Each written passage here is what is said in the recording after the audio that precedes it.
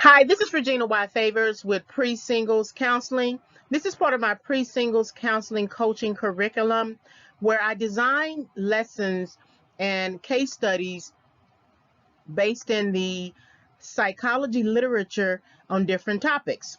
This Pre-Singles Counseling is targeted to three types of individuals. The first individual is a person who is interested in becoming single. That means that person is not necessarily interested in dating or entering the marriage market. The second individual is a single individual who is interested in entering the dating market. And then the last individual is a single dating individual who is interested in marriage. So take some time to listen to this lesson and or case study. Please leave a comment and I will reply. In addition, please consider subscribing to the channel. Hit the notification bell if you are interested in further topics. This is Pre-Singles Counseling, a Pre-Singles Counseling coaching curriculum. Thank you for visiting the channel. This lesson is subject to fair use, where I will comment, criticize, offer research, as well as teach and provide scholarship. By the end of this lesson, students will be able to do the following: define interdependence theory, define attachment theory, define goal congruence, write a sample case study, apply concepts to the sample case study, and then recall the Big Five personality traits. Single women should be knowledgeable about their goals, especially when it comes to sex and determining if sex should be immediate or based on a waiting process. Both partners in a relationship, even in dating, often sacrifice their initial goals for the goals of the other partner. This means that not every individual who frequents the dating market wishes to have sex early in the dating encounter. However, people often want their goals validated regardless, even if the push to complete the goal affects the well-being of the other partner. The solution is emotional self-regulation, i.e., sticking to your goals for dating regardless of what a prospective and or respective partner believes. What is pre-singles counseling? Pre-singles counseling is based in a decision to enter or exit singleness. Pre-singles is the time period between single and contemplation of dating. There is a difference between being a single individual and being a single individual who has entered the dating market, which includes the sex market. Pre-singles counseling is the processes by which an individual researches, learns, and plans to navigate life either as a single, a dating single, or a single interested in marriage. So here are some pre-discussion questions to consider as you go through this particular case study. The case study scenarios also have case study questions, but these are your general questions here. So, what are the expectations of sex and or courting? Why are some people anxious about having sex or giving in too early? Do mate preferences affect willingness to sacrifice your desires to have sex immediately? Does abandoning your goals negatively or positively affect your well-being? So here is a pre-lecture note, since this is a longer case study. This lecture is organized and explores the following concepts. So that's goal congruence, interdependence theory, attachment theory. And each case scenario precedes the concept exploration. So we have our first case study scenario, and this is Jack is upset with Lisa. Now remember the title of this particular case study, this lesson. Why won't you let me hit? So Jack is upset with Lisa. Let's look at first a narrative description and then get into the concept exploration. So Jack and Lisa have been dating. Lisa has been enjoying the time they spend together, going to the movies, eating at restaurants, and conversing about today's political issues. Jack was a political science major in college. Lisa received her MBA in investment banking. Although they are busy people in their respective lives, they set goals to spend time with each other. They have not discussed long-term expectations while dating, but their personalities are similar. They are both open to new experiences. They are conscientious, and they tend to agree on a few topics. However, they have not had sex. Jack is growing increasingly frustrated while Lisa is pacing herself through the process of being in a relationship. She has been hurt in the past. One evening after a date, Jack invites Lisa to return to his apartment. Lisa agrees. They are sitting on the couch. Jack approaches to kiss Lisa, but she pulls back. Jack then moves away. He is visibly upset. And then Lisa asks him why he is upset. Jack replies, "Why won't you let me hit?" So here's a pre-discussion of that case. Why won't you let me hit is an odd question for a dating situation, because remember, Jack and Lisa are dating. They are not necessarily in a long-term relationship. But it is naive of Lisa, and we are arguing that fact, that idea, to suggest that people do not have sex when they are dating. Just because Lisa wants to take her time does not necessarily mean that Jack wants to take his time. This means that Jack and Lisa have different expectations for their dating relationship. Lisa wants to date and possibly let dating lead to sex, which she hopes will lead to a long-term relationship. Jack's question suggests that he does not want the relationship, he wants the sex. So then here are some questions. There are two sets of questions for this case, both sex and courting. And so let's look at sex first. What are the expectations of dating and sex? Should a person expect to receive sex on the first, second, or third date? And I've often heard two people say that, by that third date or that third month, we are having sex. What are the expectations of dating leading to long-term relationship? And then should a person date expecting the date to turn into a long-term relationship? So oftentimes I know from a female standpoint, we always automatically assume that the person that we are with, even if it's a first date, that person is going to turn long or convert long-term. That is not always the case. So now looking at courting, what are the expectations of long-term courting? Should a person expect that every dating partner understands that long-term courting is the goal? Should romantic partners set dating, sex, and courting goals?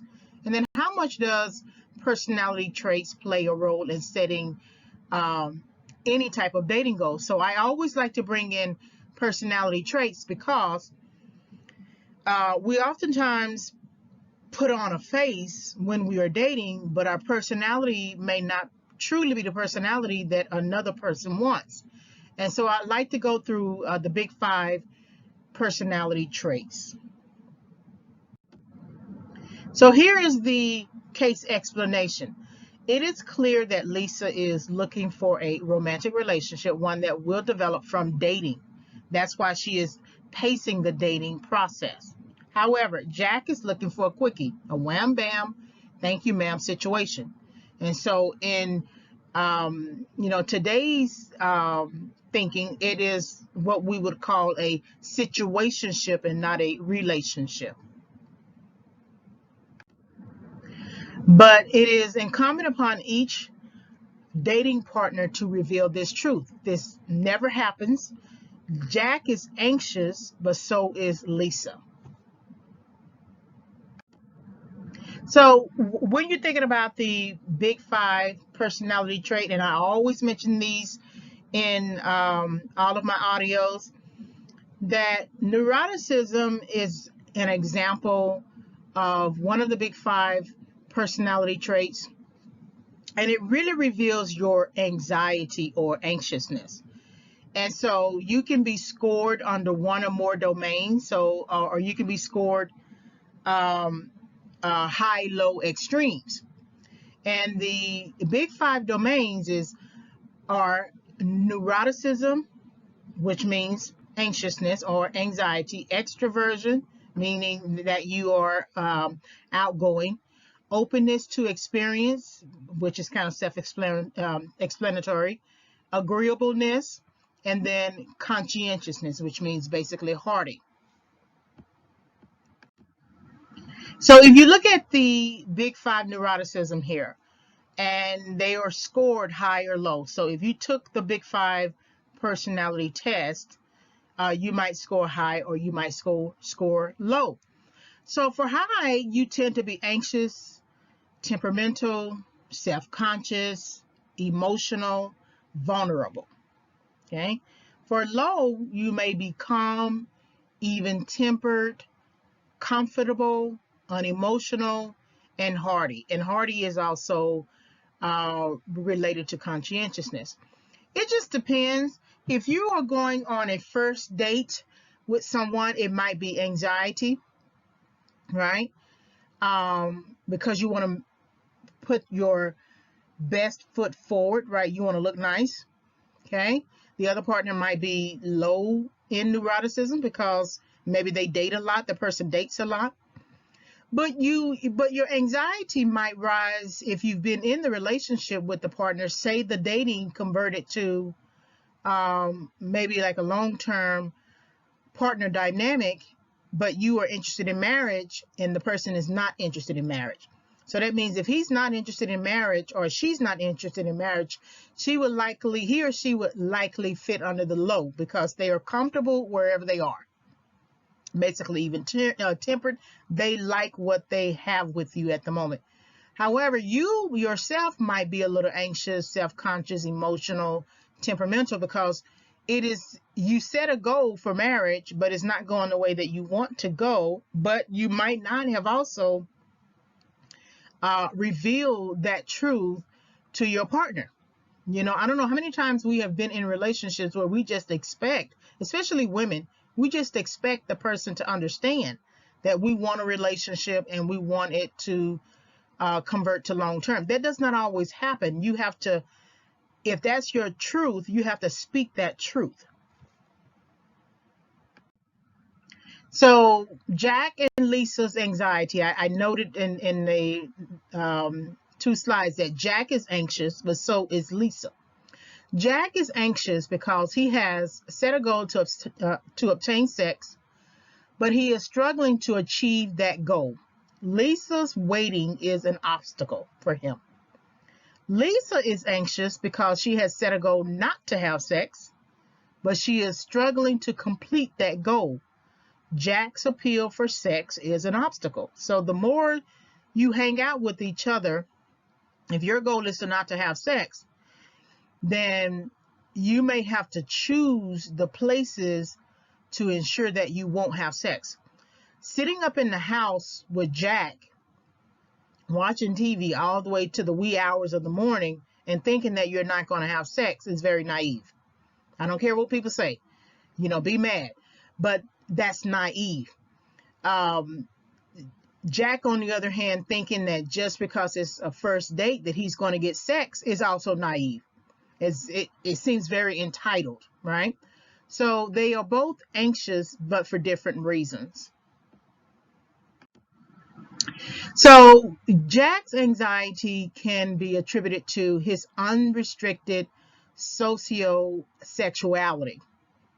So he doesn't need the type of time that Lisa needs. Unrestricted individuals require less time in relationships before having sex and are more comfortable engaging in sex without love or commitment.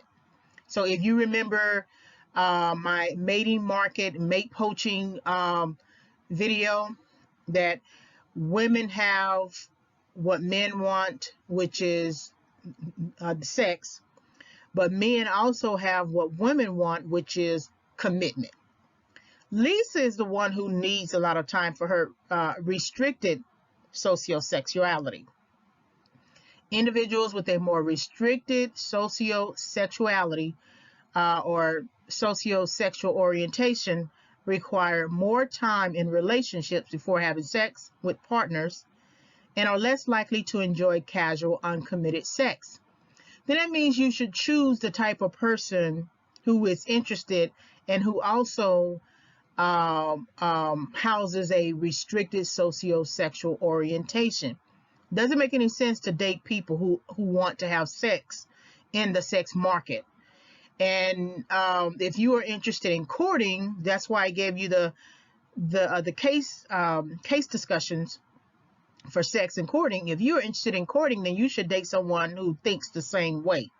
So Lisa, again, Jack is anxious because he doesn't think he needs a lot of time. He's not giving a commitment. He can have sex without love. Lisa needs time, and maybe it's a strategy. It could be manipulation, or it could be just she was hurt in the past and she wants to take it slow. So their mating preferences are also different. Jack and Lisa's anxiety suggests that they also have different mating preferences. Age might play a factor in Lisa's decision to seek a long-term relationship. Lisa might be more willing to settle down and produce. So Lisa might be at a point in her life, maybe in her 30s or her 40s, where she is willing to now take things a little slower so she can actually marry and be more stable. Physical attractiveness might play a factor in Jack's decision to seek a short-term mating strategy. He is not willing to settle down and contribute his good genes. So meaning that he's not willing to reproduce with Lisa. And it might be an age for him, it might be attractiveness for him, or he just might want to reserve his good genes for a more attractive partner or for another type of partner that only he really understands and knows. Of the two, it is Lisa who is focused on securing a long-term mate. Restricted women are thought to simply avoid casual sexual relations, regardless of a prospective mate's physical attractiveness, as they focus their efforts on seeking romantically committed partners. So then, we've all maybe dated different people, had different types of relationships, but as we age or as we become more financially stable, we tend to think about that long-term mate. And so now Lisa is not looking for the quickie. She might have been looking for the quickie in her 20s or while she was in college, but she's not looking for that now. Jack is still looking for the quickie. He could be in his mind and still in his 20s. He could be in his 30s. He could be literally in his 40s, right? But regardless, he's not really ready to actually be romantically committed to one person. This means that age does serve a significant role in decisions to settle down and seek commitment over short-term mating. So the dating market and the sex market are both for short-term mating. Lisa over Jack may be more apt to pursue a mating preference that leads to marriage simply because of age. And then long-term commitment takes a higher priority over physical attractiveness. There will come a time when Jack, regardless of attractiveness, I mean, he's not going to necessarily pick someone who is unattractive. He might pick someone average, right, depending upon how he perceives his mating status to be, his mating value. But there will come a time when he ages that he's going to pick someone who is emotionally stable, financially stable, psychologically, spiritually, mentally stable, right? And so when he's ready to commit, and we don't know when that will happen for Jack. But Jack could be a 20-year-old with that mindset as well to commit. A man, just on a side note, a man doesn't have to wait until he's in his 60s to have a heart for commitment. Men can still have a heart for commitment in their 20s, their 30s, their 40s. I've heard people who've been together with their high school sweethearts, and they are and they are basically in their 30th, marriage anniversary. So this is not to knock people like Jack who want to hit. Jack can still be the type of person who is interested in commitment. He just may not be interested in commitment with Lisa. So here are some questions for consideration. If Lisa is seeking a long-term, romantically committed partner, then why is she dating Jack? Why couldn't Lisa see the immediacy in Jack that he wanted sex without commitment? Why does it take Jack saying, "Why can't I just hit," for Lisa to realize that her dating strategy has flaws? Now, sure, we are putting this all on Lisa, but if Jack says, "Why won't you let me hit?" and Lisa turns around and still goes out on a date with him, well, that's on Lisa. She may not have known that Jack thought that way up until the moment he asked the question. But once he asks the question and you still go out with Jack again, expecting not to have sex and expecting Jack to wait on you, then that is on you. You should not seek a partner. You should not establish a goal to seek a romantically committed partner and choose a partner who is not interested in a romantic commitment. If Lisa had given in and had sex with Jack, would they still have had a satisfying dating relationship? Would they still have had a satisfying sexual experience? What should have been their romantic relational goals? Does the burden belong to Lisa only? So if Jack is pushing to have sex, not illegally, but he's sort of, appealing to Lisa to go to bed with him, do you believe that particular sexual experience would be satisfying given the fact that Lisa wants to wait? She wants to wait for a romantic commitment. It is unlikely that the sexual experience would be satisfying because you already have the anxiety connected to this idea that you want to wait, but your partner does not want you to wait.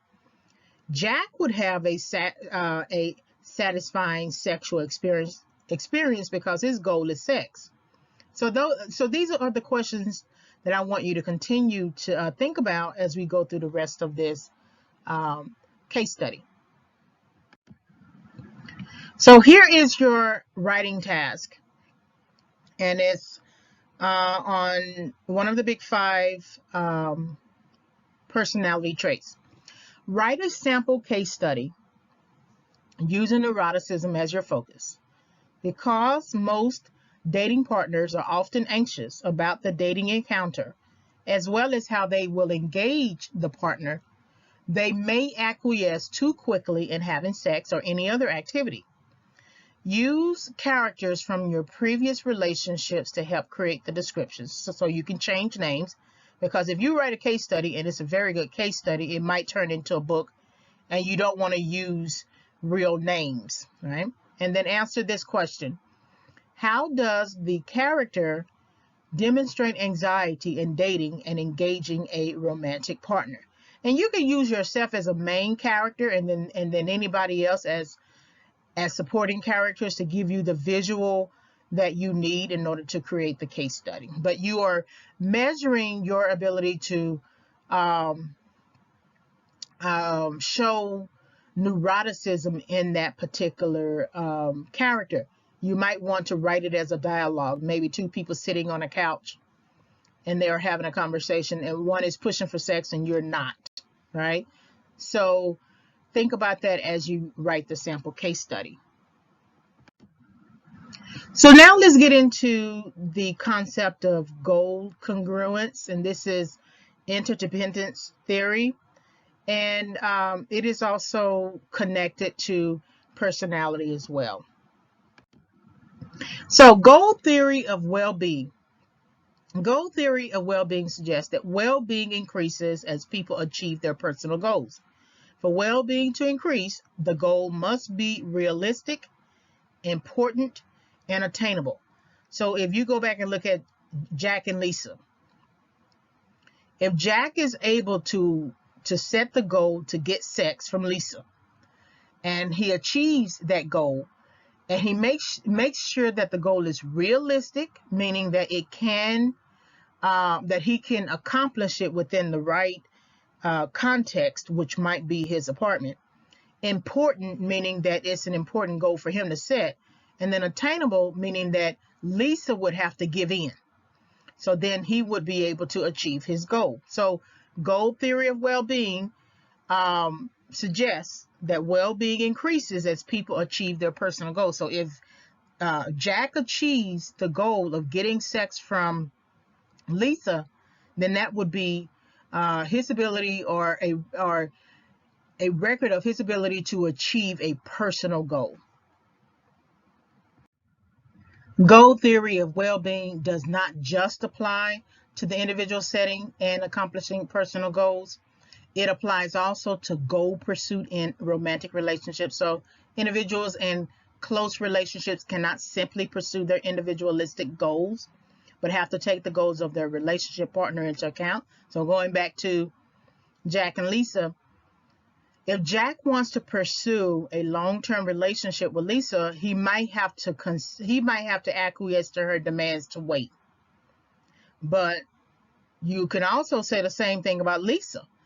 Knowing that Jack wants to have sex and she wants to wait, would she be infringing on his personal liberties, right? Because he wants to have sex. So then somebody in that relationship is going to have to make a decision that we're either going to end it or we're going to have sex. So for Jack, setting and accomplishing the goal pursuit of sex must be realistic, important, and attainable, as we noted. The fact that Jack believes he is capable of setting this goal is enough to suggest that he can complete it. Jack has his personal well-being in mind. Obstacles might affect that well-being. As long as he is able to find a partner willing to coordinate with his efforts, then he can reach well-being. So for Jack, Jack's goal is to pursue sex within the setting, within the sex market. He might still keep a relationship with Lisa and build on it, but while he is waiting with Lisa, he's probably likely going to pursue sex with someone else in the sex market, because pursuing and attaining and completing the goal of sex for Jack will contribute to his well-being and his personal well-being, and that's the goal for him in the moment. Sexual intercourse is an effortful and in some respects risky activity that, at least when voluntary, requires considerable degree of coordination between partners. Who Jack selects as a romantic partner should help him to accomplish this goal. Sex is goal setting. It's just goal setting. Not everybody wants to maintain a state of mind of waiting. So that means that he's going to need coordination between partners. That's why we say it's not illegal, as long as he doesn't move beyond or cross the line of illegality. That if he's setting the goal to pursue sex, there must be coordination between him and his either prospective or respective partner. So let's look at Lisa. Goal theory of well-being for Lisa. So for Lisa, setting and accomplishing the goal pursuit of waiting on sex must be realistic, important, and attainable. But Lisa is attempting to accomplish this goal with a partner who is not cooperative, who does not agree with her process to wait. In fact, it is not clear that Lisa has indicated to Jack that her goal is to wait. So all we hear in that question is, why won't you let me hit? But we don't really hear, and it's implied that Lisa is not ready, or maybe not ready right now. But I don't think Lisa has really had a conversation with Jack that basically suggests or outlines to him directly, I'm not ready to have sex yet. And people are afraid to have that type of conversation because they are afraid the partner will leave. But it's equally wrong to keep a partner waiting if they don't want to wait either. So Lisa's goal pursuit of waiting on sex must be realistic. It's not going to be realistic with Jack unless he changes his mind. And he could change his mind and wait with Lisa but still have sex with someone else. The waiting on sex is important to Lisa for maybe a number of reasons. It could be religious, but it's likely because she has been hurt in the past. She probably put sex first before conversation or before courting or dating. And so she has probably been burned in the past. So this time she wants the relationship and not just the sex. That's why she is likely waiting on sex. And then it must be attainable, that she must be able to achieve that goal. But attainable also implies timeline. So does Lisa want Jack to wait forever? If Jack is talking already, like, why won't you let me hit? He's ready now. So it is incumbent upon Lisa in the sex market that if she wants to wait on sex, she needs to tell that partner, or don't date that person who is interested in sex and you're not. Lisa is motivated by behavior while Jack is motivated by sex. Lisa believes her behavior will produce the effect necessary to persuade Jack to accept her goal and comply. Problems in coordinating one's own and a partner's sexual interests can easily cause some difficulties. Ignoring or misperceiving a partner's wishes makes insensitive behavior likely, and ignoring or suppressing one's own wishes encourages or allows a partner's insensitive behavior. So in both regards, both Lisa and Jack, or Jack and Lisa, are being insensitive to each other's sexual interests or goal pursuits. Again, Lisa wants to wait, Jack does not. Jack likely feels like Lisa is being insensitive because in his mind he's questioning, okay, if you don't want to have sex, why are we dating? Okay, Lisa is being insensitive. Lisa thinks Jack is being insensitive and thinking that, why would he want to keep pursuing sex with me when I basically told him I wanted to wait? But Lisa didn't really tell him that. Lisa just basically pulled back. So here is a question to consider. Which of the two is displaying insensitive behavior? Is it Jack's desire to hit, or is it her desire to wait knowing that Jack wants to hit? So those are two different types of questions, based upon each person's goal pursuit. So I want you to think about this. Considering that Jack has revealed his hand, then why should Lisa continue to pursue the goal of waiting with Jack? Jack doesn't want to wait. It would affect his well-being not to complete his goals. So then, are their goals congruent? Is there alignment between the interests of Jack and the interests of Lisa? And we've basically gone over this. Their goals are not aligned. So let's look at interdependence theory, which allows us to examine goals, how to understand them within the framework of investigating their impact on well-being. So remember, Jack and Lisa have different goal pursuits, and they both want to ensure that they attain personal well-being. So there are three types of situations under this theory. So there is the competitive zero-sum situation, alignment, as we just noted in the previous slide, and then incongruence. So competitive zero-sum, this situation would not work because individuals must take into account their partners. So in a way, Jack, when he says, "Why won't you let me hit?" He's in one way taking into account his partner because he's interested in sex and he's interested in sex with Lisa. But in another way, he's not taking into account of his partner because he's not interested in the reasoning behind why Lisa wants to wait. Lisa is sort of taking into account Jack because she's interested in a long-term relationship with Jack. But Lisa is not really considering Jack's position to want to have sex during their dating phase. So that's competitive zero-sum situation. Alignment. This is a situation where partners' interests are perfectly aligned. Well, it is very clear that their interests are not aligned, Jack and Lisa's. And then incongruence. This is a situation where neither partner's interests are perfectly aligned nor exactly opposite. And this is kind of tricky here.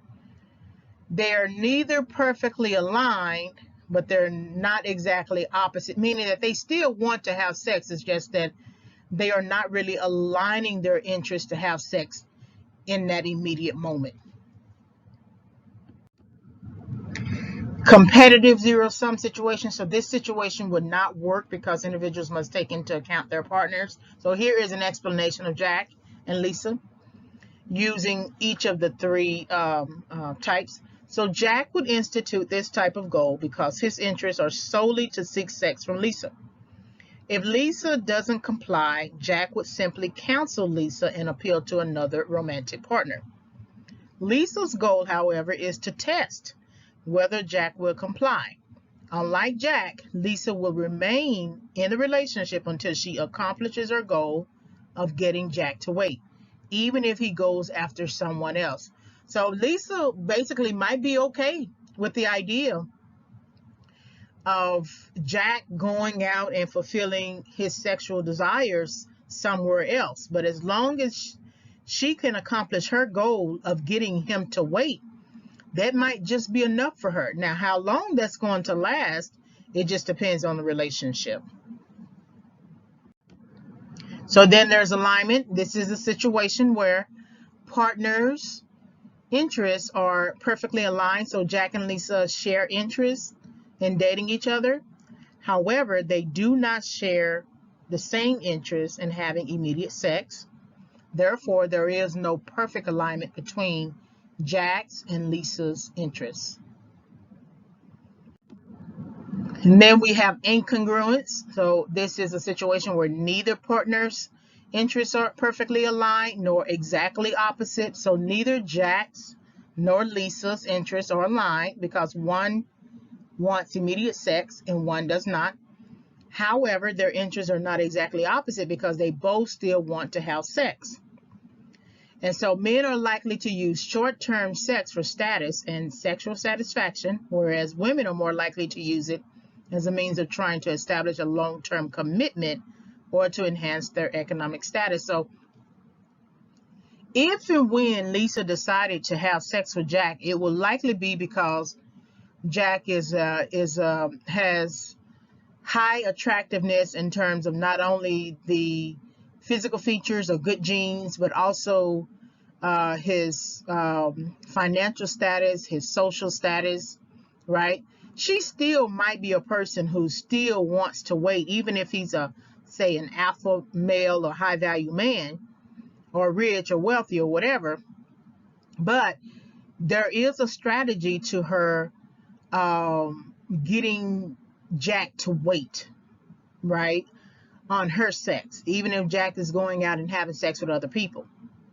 But men, again, are likely to use short-term sex for status and sexual satisfaction, whereas women are likely to use it to establish long-term commitment. So she's trying to stretch out her relationship with Jack. So there is something in Jack that she wants.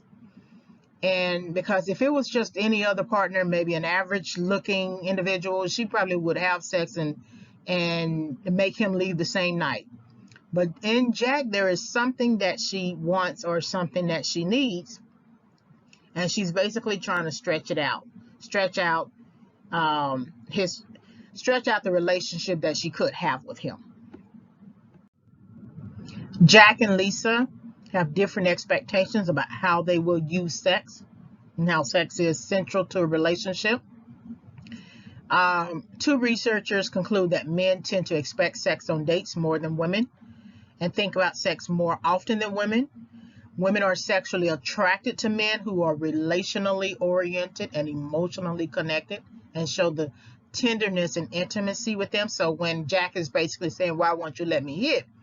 That's not developing an emotional connection that Lisa wants. That's not going to be tenderness. That's not going to be intimacy. So that's the question that I asked. Do you think Lisa would have been sexually satisfied had she given in to him? No, I don't believe she would have, because Lisa is looking for long-term commitment. She's looking for the sex to be meaningful. She wants Jack to show some tenderness, be actually intimate, that she doesn't want to be wham, bam, thank you, ma'am. Jack, in this case, would have a consistent sex drive that needs attention, while Lisa would be willing to wait, hold out, until Jack changed his thinking about casual sex. And that's ultimately what women are trying to do sometimes. When they see a partner that they think they could convert long term, they are trying to change that person's thinking about stability, casualness, right?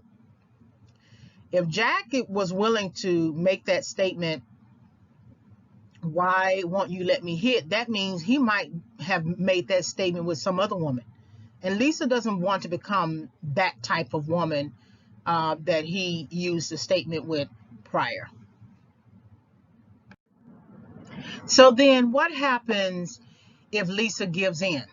If she finally gives in on one of those dates that she has with Jack. If Lisa gives in to Jack's wishes of casual sex, then it is likely that she will feel like a sacrificial lamb in the relationship. Sex is not pleasurable or relationship enhancing when it is prompted by avoidance motives, such as preventing one's partner from getting upset, avoiding conflict, or preventing one's partner from losing interest. So these might be the one to three reasons why Lisa might decide to give in, because she doesn't want Jack to get upset. She avoids conflict, and she doesn't want Jack to lose interest in her. So she might say, okay, I better do it, because if I don't do it, someone else would do it, and I might lose him altogether. So then if she gives in, like we said, will she have a satisfied sexual experience? Not if she's using these reasons to keep him from being upset, to avoid conflict, or to keep him from losing interest. Both Jack and Lisa are in avoidance mode. They embody insecure attachment. However, it is Jack who might be willing to walk away more than Lisa, especially if her goal becomes about trying to get Jack to change his mind and comply with her wishes. So one thing about men, they do not like ultimatums. They don't like you to push too much of your ideology on them. If he said, I want to have sex, why won't you let me hit? He's not going to change his mind about that unless he decides to change his mind.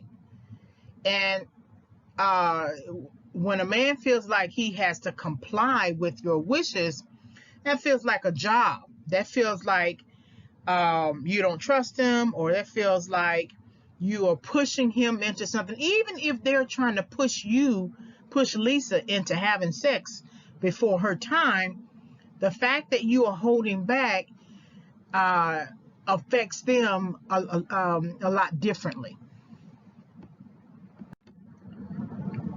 So when sacrifice is a solution, in some situations, partners are goal incongruent, focusing on their individual goals.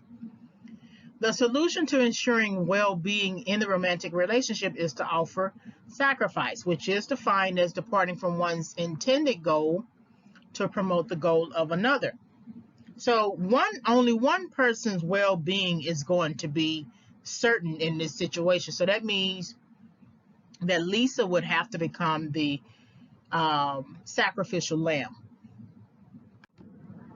In romantic relationships, sacrifice may be approach motivated or avoidance motivated. So with approach motivated, the goal is to sacrifice and make the partner happy. So Lisa would simply give in to having sex with Jack. With avoidance motivated, the goal is to avoid conflict. Again, this is still Lisa who has to give in to Jack. With approach motivated, the goal is to sacrifice and make the partner happy. So if Lisa had decided to have sex with Jack after Why Can't I Hit, then this would have made Jack happy. It would have brought short-term happiness for Jack, but it would not have resolved the long-term anxiety Jack feels when seeking for immediate sex. So that means that she didn't give in that quickly. He had high hopes of her giving in that same night. She made him wait for maybe a week or a month, I don't know, and which increased his anxiety. So any dealings he's going to have with Lisa will come with it a long-term anxiety because there's no certainty that she will give in and have sex. Lisa sacrifices to make Jack happy momentarily. His experience is positive, but her experience is negative. So she is basing her approach to sex on the motivation of making him happy. With avoidance motivated, the goal is to avoid conflict. So Lisa having sex with Jack does not resolve her anxiety with having sex too early. She just merely avoids the conflict, the going back and forth with Jack, or the fear that he might go to another. However, Lisa is developing the habit of responding with sex to resolve conflict. She is abandoning her goals. So the first time she gives in, she's already abandoned the goal. And so every time that Jack decides to push for sex, she's going to now use sex to resolve the conflict inherent within their relationship. So they don't necessarily resolve the conflict of having sex too early or waiting for sex. Someone just has to give in. Jack is the beneficiary of Lisa's sacrifice, so he gains in well-being. The well-being gain is a result of a system of mutual exchanges of sacrifices. So in some ways, he sacrifices waiting for a month to have sex, but she sacrifices not waiting long term because she didn't plan on having sex anytime soon. Lisa loses in well-being, so now Lisa has become more anxious. Whereas she was simply anxious about having sex too early, she's now anxious about giving in each time Jack appeals for sex. So here are the effects of their different goals. So then for Jack's Why Can't I Hit amounts to pouting. So I always say don't give in to a pouting partner. That Jack is essentially a pouting partner. He is like a kid who wants his way. It does not matter to Jack if Lisa has to neglect her goal to make him happy. All that matters to Jack is that he must meet the goal he set of having sex with Lisa. Jack's and Lisa's goals are not congruent, right? Here's Lisa. Lisa, I believe, is also a pouting partner. She also wants her way. Lisa does not set definable, realistic goals for a dating situation. Lisa changes her initial goal of waiting to have sex to make Jack happy. Lisa might feel neglected by Jack wanting his way, but she feels indebted now. Lisa still had options. Not to put this all on Lisa, but Jack was clear about what he wanted. Lisa still had options. If she didn't want to become the sacrificial lamb, then she should have left the relationship with Jack and pursued a relationship with a partner who was willing to wait. Lisa does not coordinate her goal of waiting with Jack. Instead, she singly sets the goal and processes herself through a relationship that Jack is not privy. So Jack does not know that Lisa wants to wait. And what he is not privy to amounts to Lisa attempting to hold power. And again, their goals are not congruent. So if Lisa has simply said to Jack, I am not interested in giving up sex early in a relationship, then you can assess whether, then she could assess whether to stay in a relationship if he said no. But to just operate from this secrecy that I'm not going to tell him I'm not going to have sex with him, and then each time he asks, I'm just going to resist. In some ways, that's wrong, because if the person wants to have sex and you don't, you need to find another person, period. There are other options. There are other people in the dating market, right, in the sex market. So here are the effects of different goals. Both Jack and Lisa are insecurely attached. Jack has an anxious attachment to sex, so that means he's anxious about the possible sexual relations he could have with Lisa if she continues to withhold. Because Lisa, even after having sex with Jack, she could still decide, I still want to wait. I don't want to have so much sex. Well, he's already ready for sex with Lisa, right? Lisa has an avoidant attachment to sex, so she's avoiding conflict. She doesn't want her partner in Jack to be unhappy, so she's just going to have sex to make him happy. And both of these terms, anxious, avoidant, fall under insecure attachment, which further falls under attachment theory. So here is your writing task, and I want you to examine your goals. Interdependence theory allows us to examine goals, how to understand them within the framework of investigating their impact on well-being. So then, what are your goals for dating? What are your goals for sex during your dating phase? What are your goals for sex during the courting phase? Take some time to answer these questions, basing your responses on concepts explored within this lecture, and you can always go back. So let's get into attachment theory. So there is secure, anxious, and avoidant. So we need a little bit of background with attachment theory. Mary Ainsworth's observation. So Ainsworth observed that infants feel safe to explore their environments when the mother is present. The same infant will cry when the mothers leave, and they will greet their mothers or display ambivalence when their mothers return. Ainsworth noticed that once babies were able to crawl and walk, they moved away from their mothers to explore their surroundings. If a surprising or different element entered their surroundings, these babies immediately headed back to their mothers. And if you had any sort of exposure to a baby when you're trying to pick the baby up or play with the baby, the baby belongs to someone else, the baby will crawl to you, but as soon as you try to pick it up or go to it, the baby will return to his mother or her mother. So her hypothesis was that babies often use their mothers as a secure base to depart from and return to their mothers. Securely attached infants have the courage to leave and explore their surroundings and return to their mothers when they feel anxious.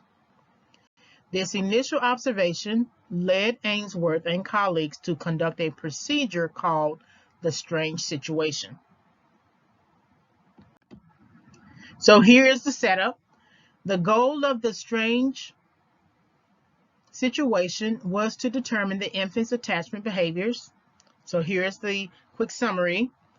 Parent and infant are placed in an experimental room. Parent and infant are left alone. The infant explores. The parent does not participate. A stranger enters the environment. The stranger converses with the parent. Then the stranger approaches the infant.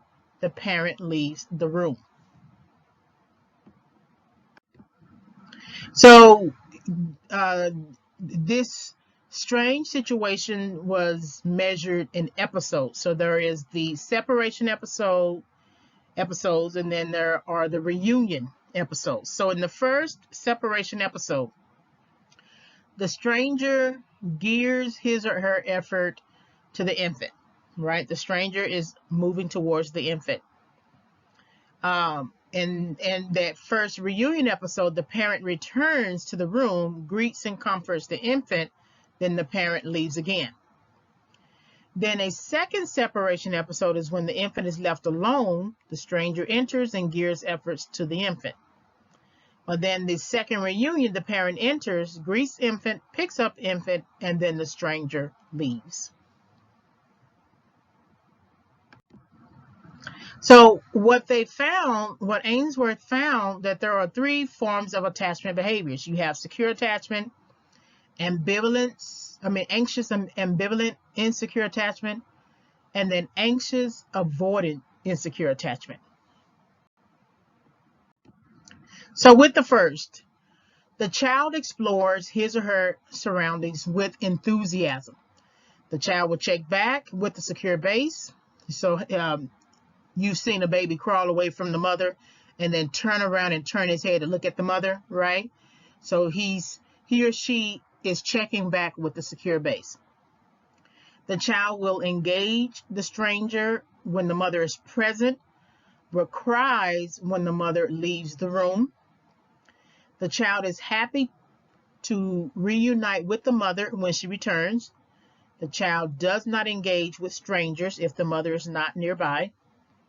And then the securely attached child develops a sense of security that helps the child cope with problems and adapt to unfamiliar situations. So the child is responding to the mother's response. So the securely attached child exemplifies the secure base theory. She snuggles happily with her caregiver, then wiggles down to check out the space and the toys or just to wander. She looks back to her caregiver to smile or to simply check on his or her continued presence. She returns now and again for encouragement, or if a situation makes her feel uncomfortable. The securely attached child is both comfortable and confident. So that child, that baby crawling on the floor, searching, wandering, playing with toys, and then turning around and looking back to see if the mother is still present, and the mother is still present, means that that child knows that he or she can depend on his mother or her mother. Secure attachment is marked by a responsive parent to the needs of the child and to the willingness of the child to explore his or her surroundings. So the child is not essentially afraid to explore. So then insecure attachment or anxious ambivalent attachment deals with anxiety. And remember neuroticism, right, from the big 5 personality traits. Anxious and ambivalent children are insecurely attached. They tend to express distress when strangers are nearby or when they are in unfamiliar settings. The parent or primary caregiver does not have to be present. So this might be, for example, if you're taking your child for the first time to the nursery, right, to the babysitter. The child exhibits extreme anxiety and distress when the parent departs, and yet when the parent returns is often resistant to reuniting. So if you've had to go pick up your child at the nursery, it's like they're mad at you. They won't come and run to you. The parent responds on his or her time schedule, disregarding the immediate distress felt by the infant or by the child. So if you are at work for 8 hours, you drop your child off at the babysitter, they are in extreme distress and anxiety. They don't see you for another 8 hours. So sometimes is you responding on your own time schedule because you have to work. And then there are sometimes some parents are responding on a time schedule when they can be in the house and not respond to the baby crying. And then lack of immediate response may be characterized by the different demands on parents. So this is taken into consideration, again, the parent who works. This could also take into consideration a parent who has a nanny, that the child responds more to the nanny than the parent. So anxious, ambivalent attachment, there's extreme distress, anxiety with the child because the parent is basically responding to the child on his or her time schedule, and that time schedule could be due to work or due to the willfulness of the parent to not respond. Anxious avoidant attachment, so that's also insecure. Anxious avoidant children are insecurely attached. These infants show little behavior indicating interest in the adults in the room, regardless of what adults are present. They tend to avoid or ignore both parents and primary caregivers, whether they are strangers nearby or not. For these children, strangers are not treated much differently than parents or primary caregivers. So basically, they haven't. If the child was initially anxious, ambivalent for a long time, and then they come to realize that they cannot depend on you, they are likely to become anxious avoidant. And so you are no different than any other person in the room. And that could also be true that if you have multiple caregivers taking care of one parent and one child, and all of you are non-responsive and the child is sitting on the floor, the child knows that whatever cry it has on the inside of it, no one is going to respond.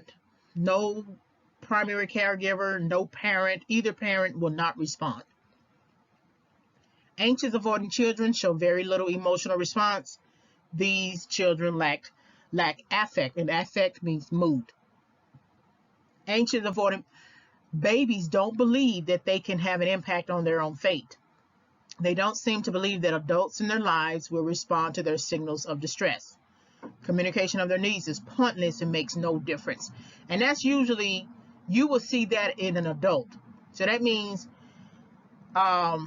if you're the type of person now as a young adult or adult, and many times you've tried to convey your emotions about a situation, your feelings about something, and no one responded or no one cared enough to respond with the right kind of response, you will grow in this understanding that my needs don't matter. What I have to say really doesn't matter. And it's interesting that avoidant babies can feel that way. You would think that adults would feel that way, that they could reason that in their understanding. But it's something that the baby could feel that from a parent or primary caregiver there, that no matter how much I cry and respond and employ a signal of distress, no one will come to my aid. And you might see this in situations in both poor and wealthy contexts.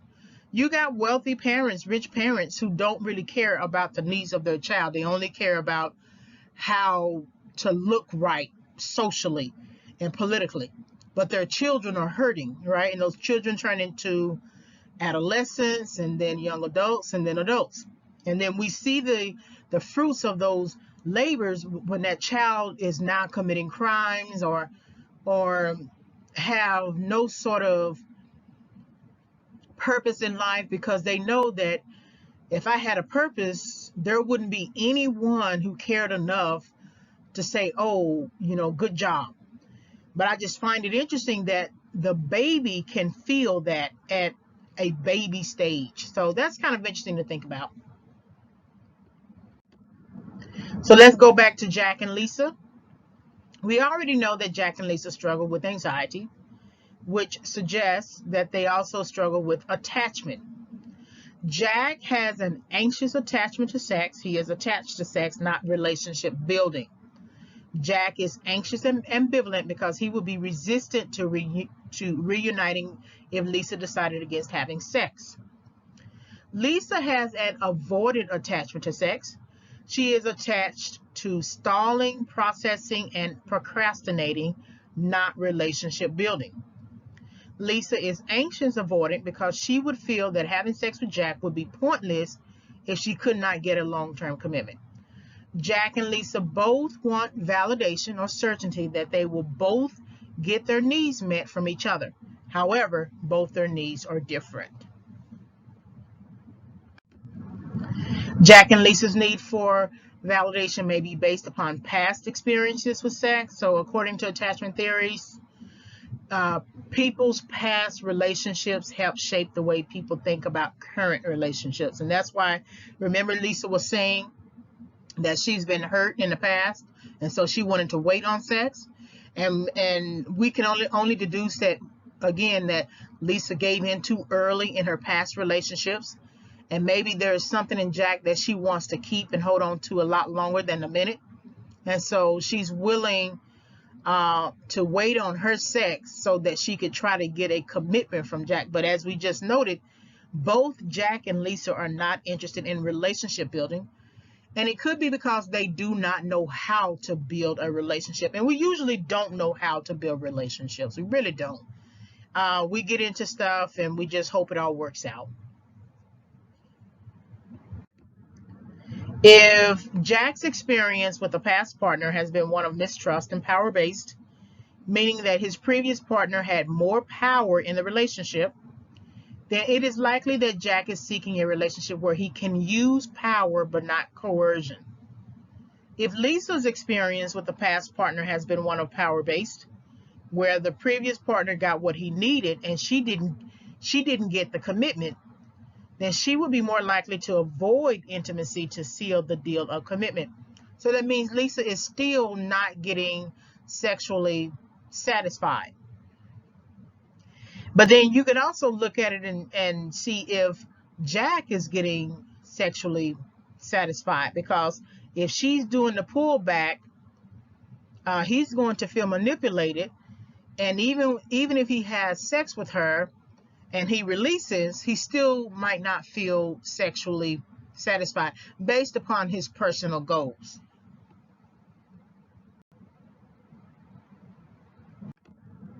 Jack and Lisa are essentially trying to change their own narratives. Although Jack epitomizes an anxious attachment and Lisa reflects avoidant attachment, they are both reduced to avoidant people.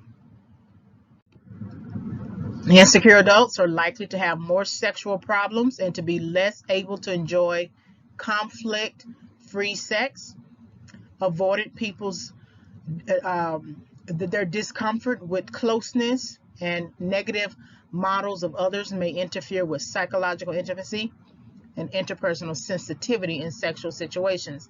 Avoidant people will be less willing to engage in sex without commitment, use a distancing strategy, and control the relationship by dismissing the sexual needs of a partner. So once they get past the sex part, the immediate sex, and then they are continuing to have sex, and Lisa still does not feel like she has a commitment from Jack, Jack might up the ante and expect sexual variety. So then Lisa might decide to become another sacrificial lamb for his sexual boredom. He's no longer excited by just Lisa alone, that he wants to bring other things into the bedroom or maybe another person into the bedroom.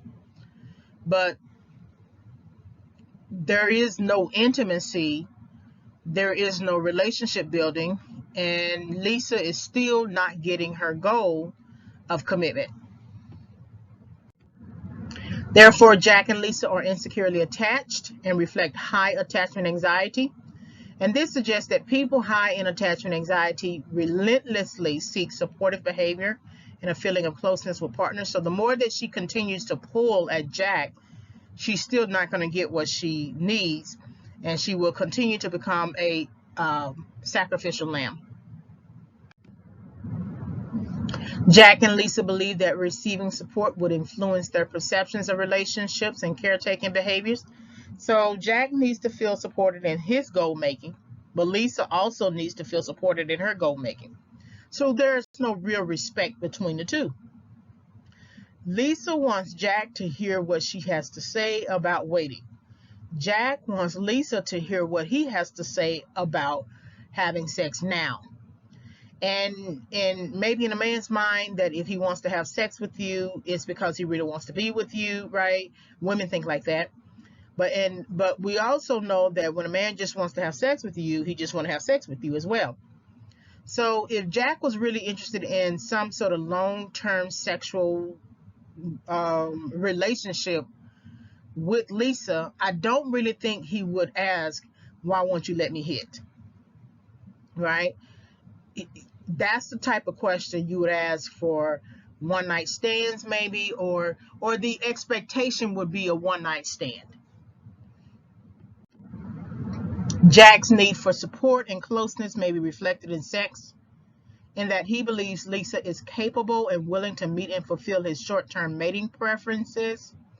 Lisa's need for support and closeness may be reflected in the need for certainty, and that she believes Jack is capable and willing to meet and fulfill her short-term to long-term mating preferences. So she still sees something in Jack, an ability to meet not only his own need, but also the need for certainty. So she didn't pick Jack at random. She made some kind of rational decision in choosing Jack, right? But Jack might still be in the mindset that just sex is all he needs from Lisa, and that commitment and relationship building is really not all that important because he's, getting what he needs in terms of the sex. They both think about sex and mating from different processes. So sex is an immediate process for Jack. Sex is a long-term process for Lisa. So let's recap. Jack has an anxious attachment to sex. He is attached to sex, not relationship building. Jack is anxious-ambivalent because he would be resistant to reuniting if Lisa decided against having sex. Lisa has an avoidant attachment to sex. She is attached to stalling, processing, and procrastinating, not relationship building. Lisa is anxious avoidant because she would feel that having sex with Jack would be pointless if she could not get a long-term commitment. So here's a question. What does it suggest that both Jack and Lisa need validation? Sex for Jack, certainty for Lisa. Now, because men sort of dominate the sex market and women have what men want in terms of sex, but men have what women want in terms of commitment. Women need the certainty more than men need the sex, because men can get sex. That's not there's no real obstacle to sex anymore. Men, if you don't give sex to men, they can go get sex from somewhere. But certainty is a big issue for women, because certainty implies long-term commitment. We are going to build a relationship that's going to convert later to possibly marriage. And I feel like Lisa, speaking for the women, I feel like Lisa needs more validation in her certainty, that she might be willing to have sex with Jack long-term. Courtship, dating, then courtship, and then marriage, if there's some kind of certainty that they will marry. Not 10 years from now, but at least within, say, like an engagement period, maybe 1 to 2 years for certain people. I believe, 6 months. But I feel like Lisa is the one who needs the certainty, because there are more men in the sex market. So they are, that's a very highly competitive environment. And so again, if you don't give it, someone else will give it to them. So personality trait may play a role in the need for validation. Insecurely attached individuals fall under neuroticism, which is defined simply as anxiety. Since Jack and Lisa need validation, they both reflect anxious, avoidant, insecure attachment, because they are both anxiously avoiding.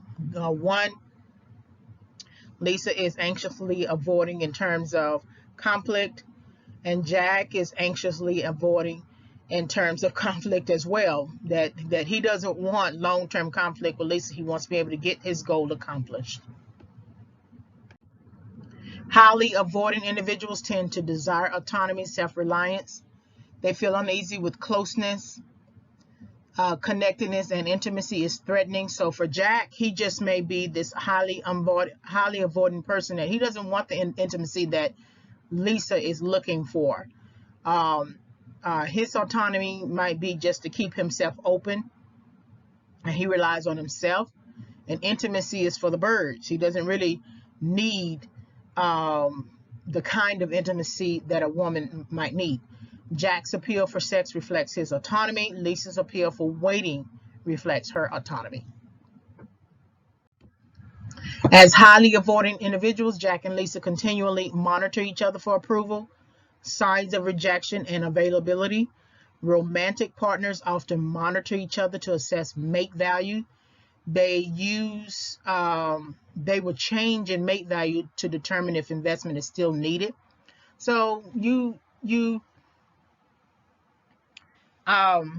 if Lisa has a high mate value, meaning maybe high financial status, or she might represent the beauty standard, right? The global beauty the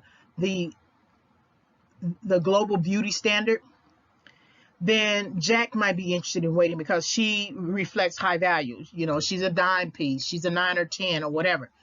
And so her mate value is high. So if her mate value is high, he might feel like his mate value is high. And if she's setting a standard, then he might equally say, maybe I need to set a standard. Maybe it's time to get serious. However, if Lisa's mate value is low, maybe she's a 7 or 8, or she's average, right, in terms of social perception, then she's interchangeable. He can leave her at will. He doesn't need her, that type of thing. So then within this sort of this dynamic of Lisa wanting to wait and Jack wanting to, have sex, he's reading her more than she's reading him. And so there's only so long that Jack is going to wait or continue to wait. And that if he begins to think about her not anymore in terms of sexual market value, but in terms of overall mate value, he might decide to, divest or disinvest.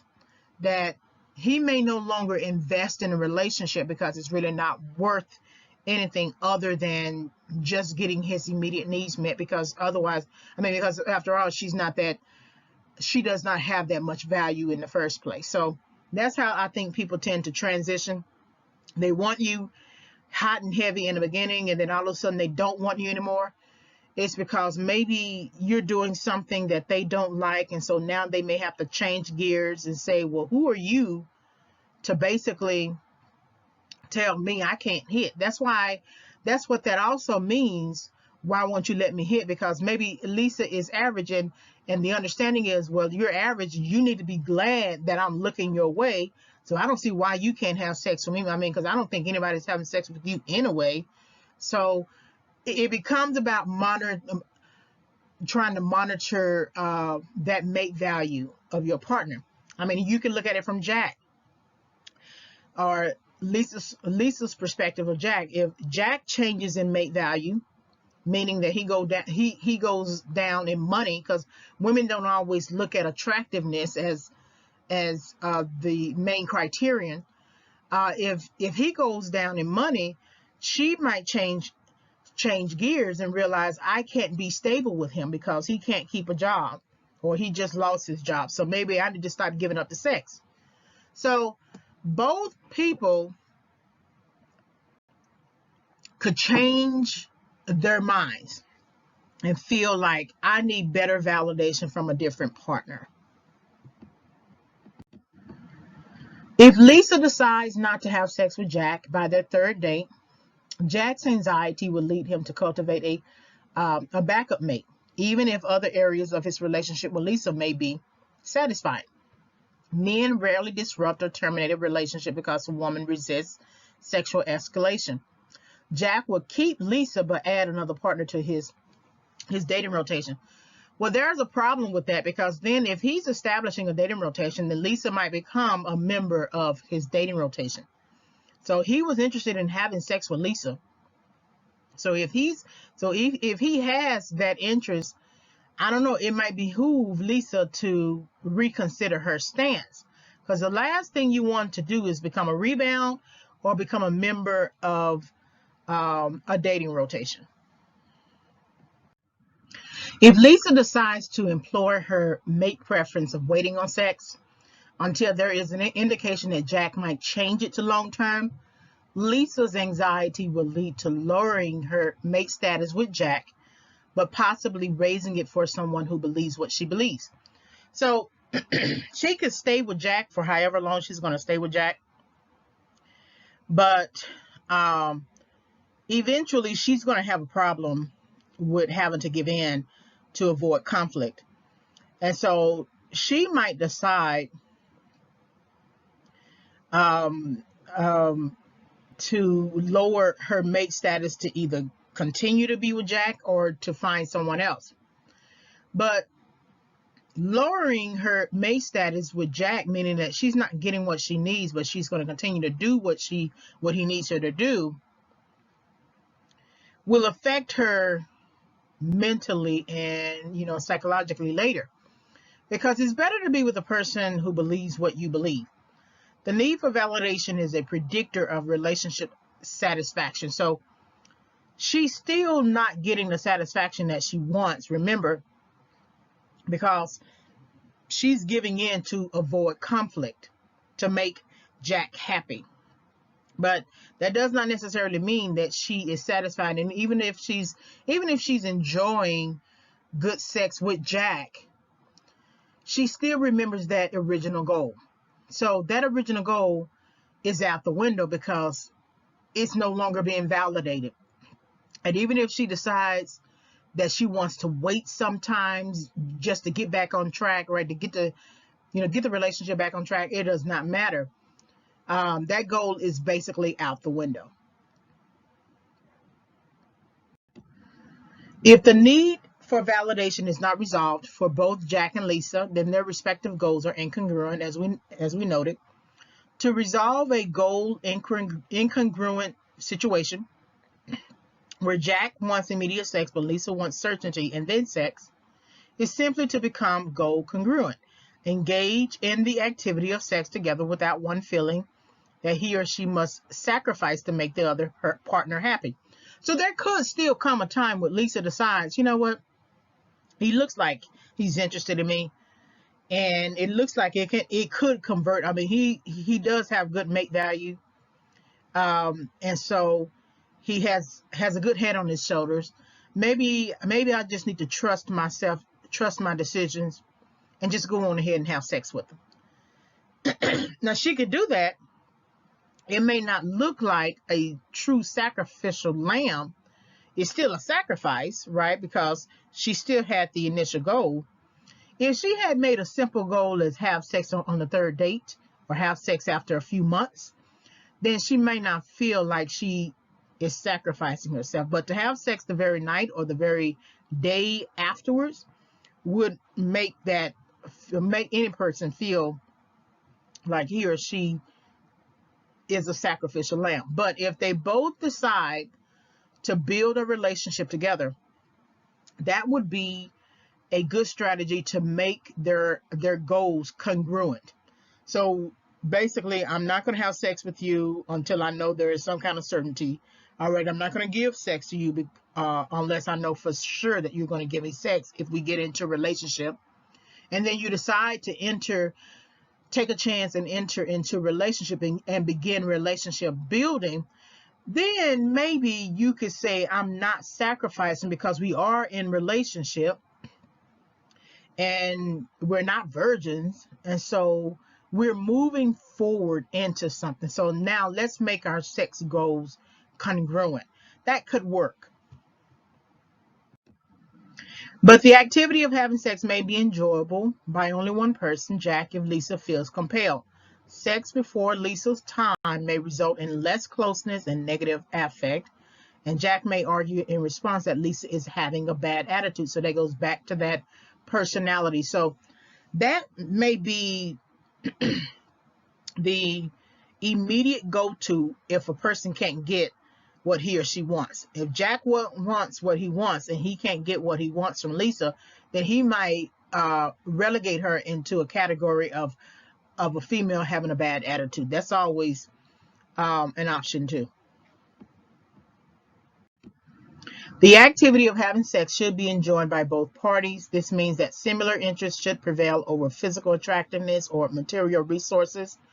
Partner similarity matters for the insecurely attached. It supports the idea of relationship satisfaction. So because the sex market is all about sex and everyone is just looking to have sex, there is no relationship satisfaction in the sex market. There is maybe sexual satisfaction, right, depending upon who each person gets in a partner in terms of sexually, but there is no relationship satisfaction. So work needs to be done for the insecurely attached who wants a actual relationship. Both Jack and Lisa need a romantic partner that reflects their anxieties about sex. In other words, Jack needs a romantic partner who is open to sex early in a relationship. Lisa needs a romantic partner who is open to sex later in the relationship. Jack is willing to accept Lisa's no. Men tend to have more experience with sexual rejection. However, because women have developed sexual scripts for saying no, it is more difficult for them to receive a refusal of sex from men. So suppose Jack decided one day that he didn't want to have sex. Okay, well, Lisa would get mad. And the irony is it was Lisa who didn't want to have sex early. But that is the issue that arises when two goals are incongruent. So now that they are both having sex, and Jack decides one night he doesn't have sex now, and then if he decides to give in to Lisa, then he now becomes the sacrificial lamb. This means that Lisa must be willing to accept Jack's no. It's what you see in that film. Two can play that game. Both Jack and Lisa must be willing to accept no as well. So one of the big 5 personality traits is openness to experience, and this is reflected in a change in behavior motivation, not necessarily sexual motivation. Recognition of behavior, positive or negative, helps romantic partners to understand their power in the relationship, but also understand how they might be using their power in inappropriate ways. No one wants to feel coerced, pressured, and or manipulated. So let's look at openness to experience. So again, if you took the Big 5 personality test, you may be scored high in certain areas and low in others. So if you score high in openness to experience, you may be creative, original. You might prefer variety, and you might be curious and liberal. If you score low in openness, you might be uncreative, conventional, You prefer routine, uncurious, and you tend to be conservative. So, it's hard to judge whether somebody's open to experience at the beginning of the relationship, because you come with different motivations and goals and ideals about sex and what a relationship is like, etc. But as you go through the relationship, say you decide to relationship build, then one of the partners is going to want variety. And that usually is sexual variety. And that's usually a man who prefers sexual variety. Well, the woman, she feels like she has him already. She's managed to bring certainty and stability into her relationship with Jack, right? Lisa's relationship with Jack. So she might prefer routine, that she's always been conventional or conservative, and the fact that she doesn't want to have sex the first night of a date means she might be uncurious, but eventually she will get to a routine, which might bother Jack, because if he wants more creative sexual satisfaction, this might be an issue in a relationship as well. These are some of the things you might want to discuss as you enter a relationship with someone. What is your sexual taste? I'm just not the kind of person, I don't want you beating on me. So I would never get into like the bondage scene. I'm not quite sure that I would do a lot of certain types of acts, pole dance or something like that. I'm not quite sure I would do that, because reason being, I don't want some things to be triggers.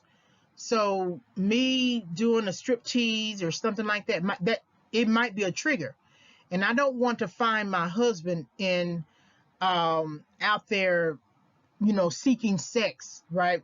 Wanting that act replicated with multiple women. So there is some foresight that you have to think about. The other variety, there may be some other areas that we could both come together and work towards and increase, sexual satisfaction. But it is something that you need to think about if you desire to enter the dating market, the sex market, or if you decide to marry, that these are questions that you need to consider, whether you are open to certain types of experiences. And they don't always have to be sexual. You got some people who are athletes and they hope their partner is sort of like an athlete too. Don't get with a person who is an athlete if you don't exercise, because they like to do athletic things. They like to run. They like to weight train. They may enter a running contest or something like that, a 5K or 10K, and you sitting at home watching TV and not supporting him. That's going to affect relationship satisfaction. The most important aspect of openness to experience is the liberal and the conservative. So how liberal you are, how conservative you are. People often seek partners that are exciting and challenging and risky, but they do not have the wherewithal to endure the demands of high-risk regulations. Some partners want sex, that's it. You're not going to change their minds. Some partners also prefer sexual variety. You're not going to change their minds. If that is something in them, if that is an itch in them that they have to have as part of their lifespan, they're going to have it. So they may do something with you, but eventually they're going to step out of that marital comfort, convenience, non-curious, conventional environment and go out and seek risky behavior. And that's also something that you have to consider. You have to ask those hard questions about what is a person's sex and what do they want. And if you cannot meet that, don't get into a relationship with that person. It is not up to you as an individual to try and get them to change their minds. You have to know what role the male or female partner wants to serve or play in the relationship. Is this a relationship that demands sex? Is this a relationship that permits process leading towards sex? These are the two questions you have to use to ask yourself, because you get into these situations and you find yourself ended up, giving in before your time. And no one wants to feel like they are forced, or he or she is forced. Is this a relationship in which we both can pursue cooperatively long-term commitment? Is this a relationship in which sexual distancing is preferred? Is this a relationship in which we are both open to developing intimacy and closeness? Is this a relationship that will produce overall relationship satisfaction and well-being? Well-being is very important. You need to have some kind of well-being in your life. You can't live life anxious everywhere. We already have issues that we have to deal with outside of the home. The most important thing I want to have in the home is peace. And I'm not looking to fight and have these long-term, arguments and confrontations, getting up in people's faces and crying every time there's an issue. I'm just not looking to have that, especially at 46. I'm just not looking to have that kind of issue. So these are questions that I would have to ask myself as a single individual, especially if I desire to enter the dating market, or if I'm contemplating marriage. So here's a writing task I want you to think about in terms of attachment style, and we've already gone over it. Which of the attachment styles that we discussed within this lecture describes how you navigate life, love, and happiness? So I want you to review that part of the lecture again and then create a response to the question. So consider both secure and insecure attachment in your answer. Do you believe you are securely attached to your parent and family? Do you believe you are securely attached in any of your non-romantic relationships? Do you suffer under any one of the insecure attachments, and why? And this is important because the environment that you grow up in really shapes your worldview. It shapes your relationships. It shapes how you engage people. It shapes how you deal with your romantic partner. If you saw your mother yelling at your father, you will likely do the same unless you enter a process of self-reflection. If you see your father hit your mother, you might be attracted to a person who might hit you as well.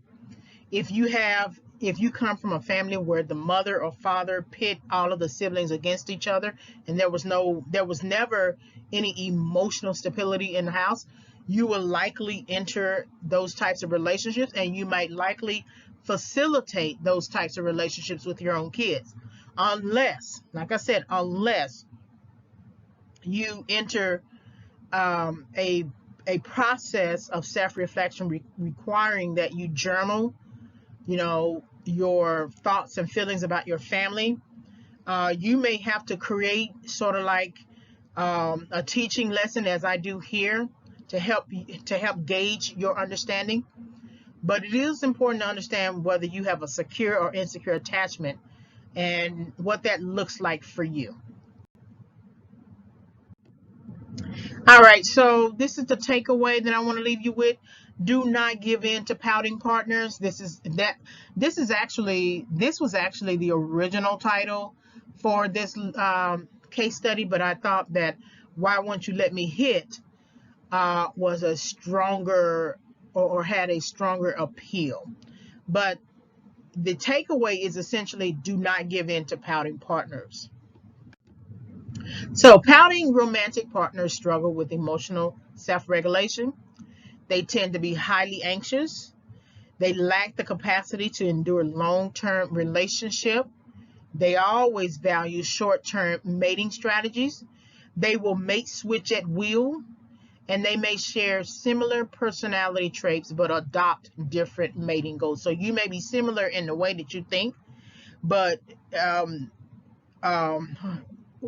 what is that saying, that similarity breeds contempt or something like that? That even if you are similar, he doesn't want to look at a mirror, because looking at a mirror in you would require him to change, and he may not want to he may not want to change right now. You could say the same of a woman who has dealt with a toxic mother who sort of used her against her siblings, or just used her as a punching bag. She might mate switch at will. It's the visual you get that every time you try to engage her in a discussion to talk about a problem, she jumps up and leaves and slams the door. Okay, and then she might go to an old boyfriend or something like that. And so that's a pouting partner. You don't want to give in to a pouting partner because she struggles with self-regulation. She's highly anxious for a reason because of her past toxic environments. She's not sure that she has the capacity to endure long term, especially if the relationship with the parent was abusive. We all know that abusive parents or partners tend to use you as a punching bag, push you away, and then later pull you back and say, okay, if we just come back together, everything will be okay, everything will be all right, just come on back. And if she's used to that type of dynamic, she will bring that dynamic into the household. But look at that person as a pouting partner, and that person is still in a childlike mind state, and there's a way that you have to deal with that person so that you don't make life uncomfortable for yourself mentally and psychologically. So I don't know, the person needs to learn how to parent him or herself, but you may have to set boundaries and be firm and stern in how you deal with the person, because they're not used to a parent. They're used to a parent who was a child who pouted as well. And so if you pout with the person, then they feel validated in their decision to pout as well. So when he says, why won't you let me hit? When a partner says that, the person is pouting. The pout is to show displeasure, to show that you are annoyed, and to demonstrate some type of disagreement when something does not go your way. It is basically saying, I want my way. So Lisa wants to wait, and I also called her a pouting partner because she's getting with a partner who wants to have sex. She's stalling and procrastinating. She has every right to wait if she wants to wait, but I would encourage Lisa not to go with a partner who wants to have sex immediately. And then, of course, Jack is pouting because he can't have his way. He wants to have sex immediately while Lisa wants to wait. So in both cases, they want their way. But it is important to determine what your way is. If your way is to wait, then wait. If your way is to go ahead, then go ahead. You need to find the types of partners who believe what you believe. So your way is important. You have the right to value your own way. Way means method, plan, direction, or manner. Sex is a way, it is a method, it is a plan, it is a direction. Guard against someone using their way to influence your way. This means that Jack has a right to his way, Lisa has a right to her way. Don't make someone's way your way. All right, so the conclusion is that desire for validation. So at the heart of why won't you let me hit is that desire for validation. If you're not ready to validate someone through sex, then value your own belief. Do not let your anxiety make romantic decisions. Don't have sex to make the person happy. There is a partner who is willing to wait and enjoy the process of relationship building. Wait for the romantic partner who shares this personality trait and, by extension, belief system. Wait to make certain that you both reflect agreeableness on sex. All right, so hopefully you were able to gain insight from this video discussion. Please like, subscribe, and visit. So please like the video, hit the notification bell for more discussions. I am re-uploading all of my audios, so I needed to make some changes to them. You can visit my website for more content. at reginayfavors.com. If you want to send me an email, you can send an email, reginayfavors@yahoo.com. Please also purchase the book. It's going to come out in spring 2021. So I had to make changes to my book to update it, and I also updated the title. So the original title was Bait, Hook, and Switch, Confessions of a Rebound Girl, and I have updated the title to Toxic Encounters, Why People Pursue Rebound Relationships. So right now I'm still basically editing it, and I want to make it available in spring 2021.